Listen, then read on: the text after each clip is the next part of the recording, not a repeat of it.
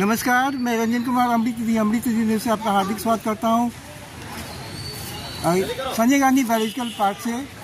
नमस्कार सर, अपना परिचय देंगे। जी नमस्कार, मेरा नाम सुब्रमण्य चंद्रशेखर। मैं अभी वर्तमान में सचिव बिहार राज्य जैव विविधता परिषद में कार्यरत हूँ। आज ये प्रोग्राम हो रहा है बच्चों के लिए चित्रकला और ये फोटोग्राफी प्रतियोगिता। इसके लिए सबसे पहले आपको बधाई कि जैव विविधता बचाना बहुत ज़रूरी है, क्योंकि हमारी धरती से जैव विविधता धीरे धीरे गायब हो रहा है। क्योंकि ये जलवायु परिवर्तन साथ साथ ग्लोबल वार्मिंग, ये दोनों जो है ये जीव जंतु, मनुष्य और जो ये पर्यावरण है, सबके लिए खतरा है। सर क्या कहेंगे आप? जी बिल्कुल, आपने सही कहा था। जो जलवायु परिवर्तन और मानव का दबाव भी है, दोनों के चलते अभी जैव विविधता में काफ़ी कमी हो रही है। तो इसके बारे में बच्चों को जागरूक करने के लिए पेंटिंग कंपटीशन और फोटोग्राफी कंपटीशन आज संजय गांधी बायोलॉजिकल पार्क में आयोजित है। इसके अलावा हम लोग जो है ऐसे राइटिंग कंपटीशन और स्लोगन राइटिंग कंपटीशन, उसको अखबार के माध्यम से वो अलग से प्रचारित कर दी गई है, जिसका डायरेक्ट एंट्री आ रही है।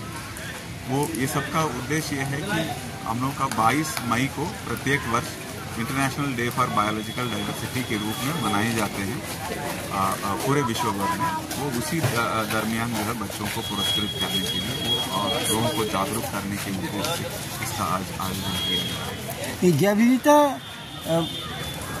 संरक्षण के लिए बच्चे क्या कर सकते हैं? स्कूली बच्चे विशेष रूप से हैं। जी जी बिल्कुल, जो है सबसे पहले तो जो है जो स्थानीय प्रजाति जो भी होते हैं, जैसे नीम है, पीपल है, बरगद है, या कुसुम है, या कोई अशोक है, अपने जो स्थानीय प्रजाति के पौधों का वो रोप सकते हैं।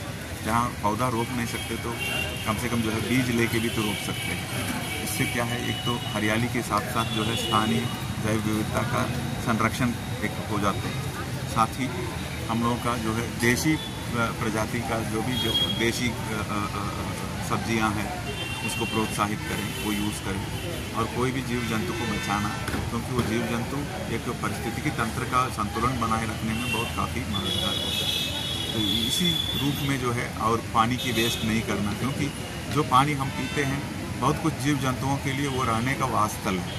तो इसलिए जो है अच्छा शुद्ध पानी का बचाना भी ज़रूरी है। एक तो जलवायु परिवर्तन के वो अभी इस युग में अभी जो है वो ना सतह पर रहने वाला पानी की बात है, मिलने वाला पानी की बात है। जो भूमिगत जल का भी जो है अभी बहुत दबाव में है, उसका जल्दी से वो जो है दोहन हो रहे हैं और कमी हो रही है। इसमें जल को भी बचाएं, बिजली बचाएं, जिसमें भी जो है कार्बन उत्सर्जन होता हो उसको कम करने के लिए जो कुछ कर सकते हैं। जैसे हम लिफ्ट ना लेके सीढ़ी पे अगर चलते हैं तो उसमें बिजली बचता है। जितना बिजली बचेगा उतना कोयला है, कोयला जितना बचत होते हैं उसमें कार्बन एमिशन कम होते हैं। या साइकिल में चलना, या वो हमको वो ट्रेडमिल यूज़ करने के बजाय वॉकिंग जाने के लिए हम सीधे रोड पर या पार्क में चलें तो उसमें भी जो है बिजली बचत होती है। पानी की बचत, पौधों का संरक्षण, जीव जंतुओं का संरक्षण और कागज़ को वेस्ट नहीं करना, वो यही सब चीज़ पर ये सब चीज़ पर असर जो है सीधे जैव विविधता के संरक्षण पर भी पड़ता है। जैसे कि इसके पहले हम लोग का देशी गाय का ज़्यादा देखने को मिलता था, आजकल वो बहुत हाइब्रिड हो गया। इवन सब्जियों में भी जो है देशी बैंगन, देशी आलू, ये सब चीज़ आजकल नहीं देखने को नहीं मिलती। तो इसको संरक्षण करना था, क्योंकि इसके पहले जो है वो कोई गर्मी को सहन करने का शक्ति हो, या कोई बीमारी को हो, या कोई कीट का हो, ये सब चीज़ का सहने का शक्ति उस पर ज़्यादा था, क्योंकि वो हम लोग के पूर्वजों के द्वारा लगातार वो खेती करते आ रहे। अब जो है हाइब्रिड आने के बाद एक तरफ से तो उसका बीज से तो कोई दोबारा वो उसका उपज नहीं हो पाते उसका, तो इसलिए वो हम लोग बीज से जो पारंपरिक रूप से जो देशी नस्ल का या कोई कुछ वैरायटी का जो होगा,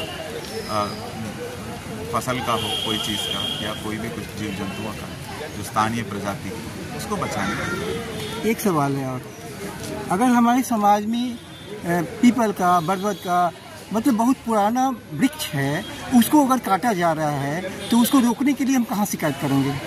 जी अभी जो है जो अधिसूचित जंगल है, जंगल के अंदर, वन भूमि के अंदर कोई वृक्ष काटने पर उसके लिए नियम है, कानून है, जिसके तहत वो कार्रवाई की जाती है। सरकारी जमीन है लेकिन अधिसूचित वन क्षेत्र के बाहर है, वहाँ करने पर वो जो है संबंधित अंचल अधिकारी या पुलिस स्टेशन में या स्थानीय वन प्रशासन जो होंगे वहाँ के उनको कवर कर सकते हैं। लेकिन जिनका निजी ज़मीन में जो होगा स्वाभाविक है, तो उसका अभी कोई कुछ कानून या नियम ऐसा नहीं है, लेकिन सरकारी ज़मीन पर होने पर उसको बचाया जाना चाहिए।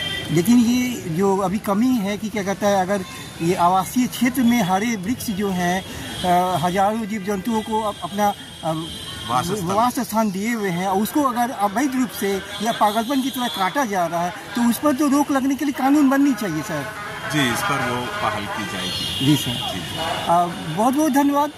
और इसी तरह से हम सभी मिल करके ही जैव विविधता का संरक्षण कर सकते हैं, केवल सरकार के भरोसे छोड़ने से नहीं चलेगा सर। जी बिल्कुल, बहुत बहुत धन्यवाद। जी धन्यवाद सर। मैं रंजन कुमार, अमृत न्यूज, पटना बिहार। जय हिंद, जय भारत, वंदे मातरम।